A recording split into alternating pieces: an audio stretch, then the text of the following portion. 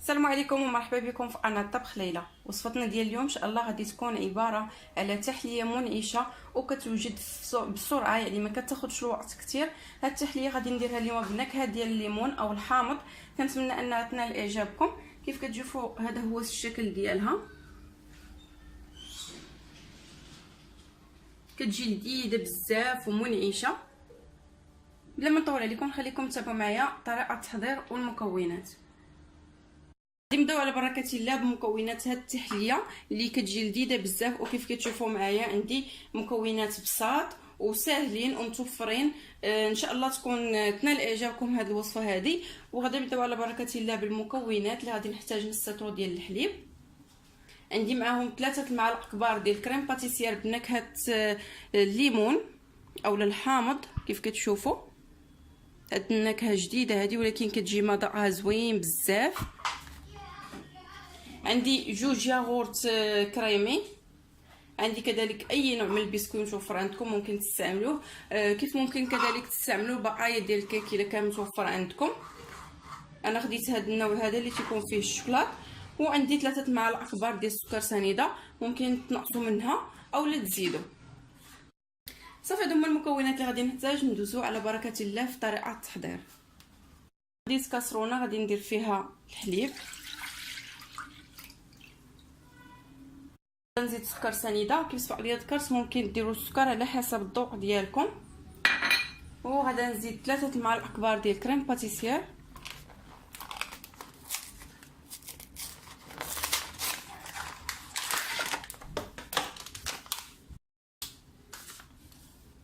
يكونوا عامرين مزيان. 2 3.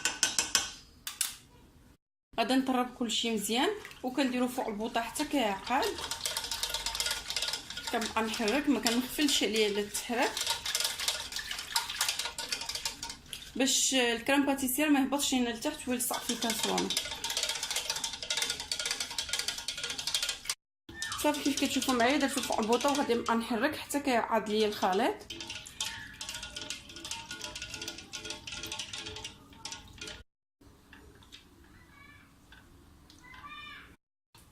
كيف كتشوفوا الخليط ديالي ها هو بدا تيعقد. غنخليه غير شويه ونطفي عليه.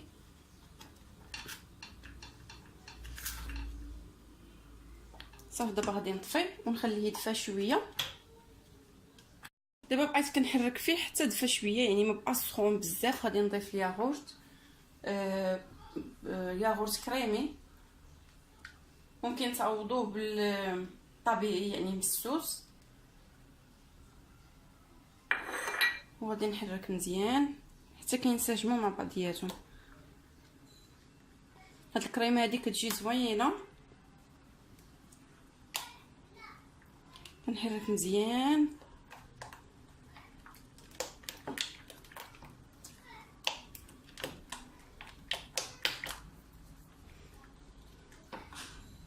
ودابا غادي نخليها على جنب.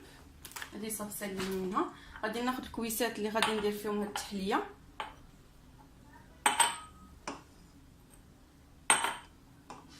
غادي ناخذ هاد البسكويت ديالنا وكنفرتو. ممكن نطحنوه، انا غادي نديروها بحال هكا.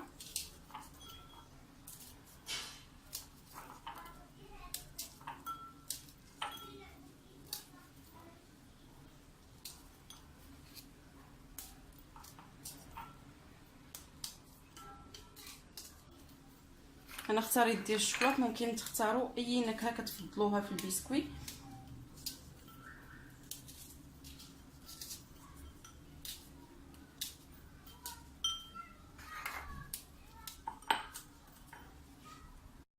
صافي دابا كملت البسكويت ديالي. غادي ناخذ الكريمه اللي حضرناها وغادي نخويها فوقهم. كناخذ معلقه. بسم الله.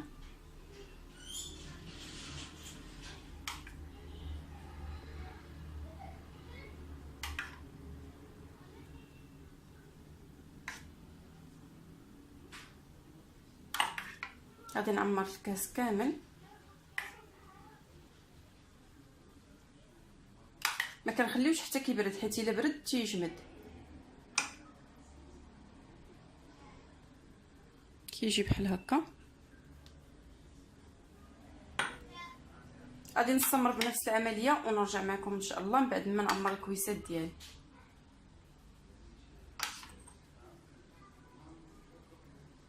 صافي دابا غادي ندخلهم للثلاجه حتى كيبردوا ويشدوا راسهم. غادي ندير لهم بحال هكا شويه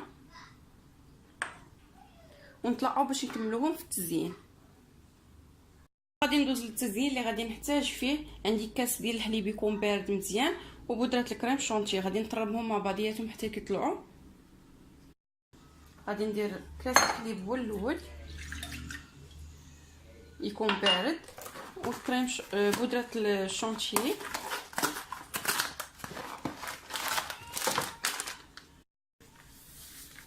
وغادي نطربهم في الطراب الكهربائي حتى كيطلعوا.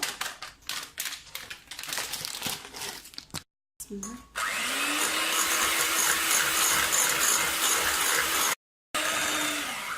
صافي هي الكريمه ديالنا ولات على هذا الشكل. هنا خديت جايب حلواني درت فيه هذا بهذا الشكل وغادي ندير الكريمه ديالنا فيه.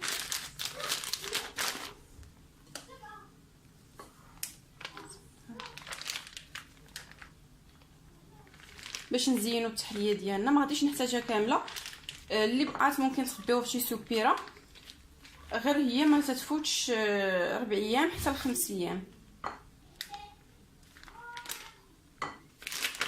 وتخليوها غير في الثلاجه لتحت، ما ديروهاش في المجمد.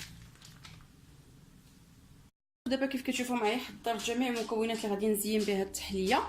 هنا عندي عجده كريم شونتيي، هنا عندي الشوكولات اللي دوبتو اللي كان سبق لي درتو معكم في واحد الوصفه. خديت عجده سائله ودوبتها مع الشوكولات كحل، وكندير هنا وقت ما احتاجيتها كنسخنها شويه، هي اللي غادي نزين بها التحليه. عندي هنا شويه ديال اللوز ايفيلي اللي محمر، وغادي نحتاج شويه ديال الحامض للتزيين.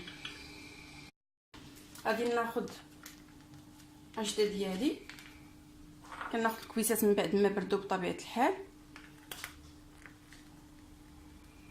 وكنزين بهذه الطريقه.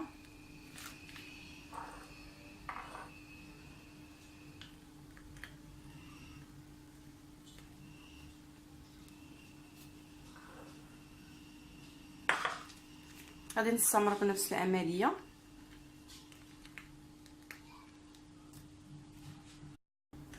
كناخذ الحامض، غادي ناخذ طريفات منه، غادي نحطوه بهذه الطريقه. غير هاد الطريف راه كافي. قطعهم على شكل مثلثات بحال هكا.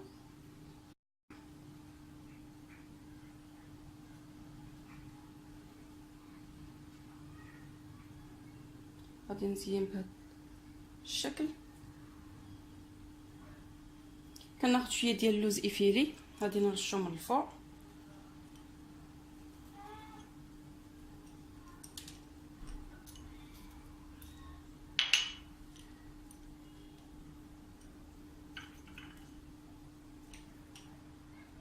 واخر حاجه هي الشوكولاط.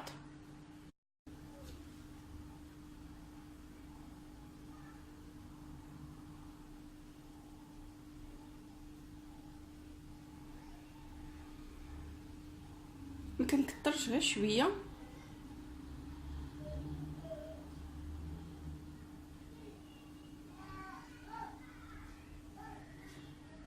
هذا هو الشكل ديال التحليه ديالنا. كيف كتشوفوا كيجي على هذا الشكل، كتجي لذيذه بزاف. كنتمنى هذه الوصفه هذه تجربوها وتعجبكم. ما تنساوش تشتركوا في القناه وكذلك تضغطوا على الجرس باش يوصلكم جديد. طلعوا ان شاء الله فيديو جديد مع وصفه جديده.